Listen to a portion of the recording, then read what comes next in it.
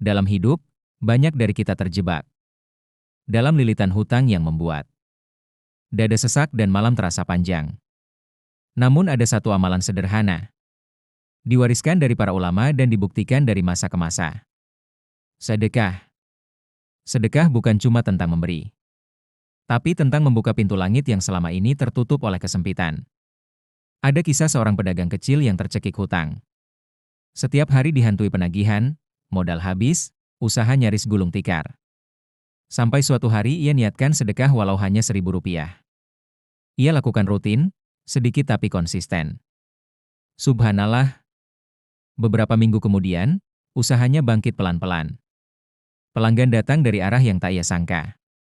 Rezeki yang tadinya mampet, tiba-tiba mengalir seperti sungai setelah hujan. Dalam beberapa bulan, hutangnya lunas, tanpa riba. Tanpa tambahan beban, hanya dengan izin Allah. Dalil penguat. Allah berfirman dalam Quran Surat Al-Baqarah ayat 261.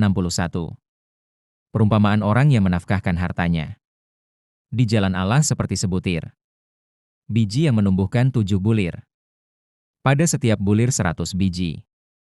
Inilah janji Allah, sedekah tidak mengurangi harta, tetapi justru melipat gandakannya.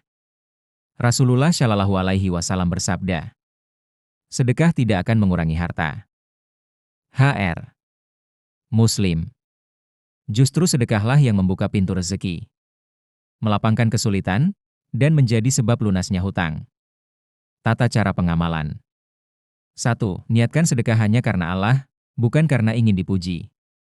2. Sisihkan sedikit dari pendapatan harian, mingguan, atau bulanan, berapapun yang mampu. 3. Utamakan keluarga, tetangga, anak yatim, atau siapapun yang membutuhkan. 4. Setelah memberi, baca doa. Ya Allah, lapangkan rezekiku, berkahilah hartaku, dan lunaskan hutangku tanpa riba. 5. Lakukan rutin setiap hari atau minimal setiap Jumat. Konsistensi lebih penting daripada jumlah. Pesan penutup. Jangan pernah meremehkan sedekah.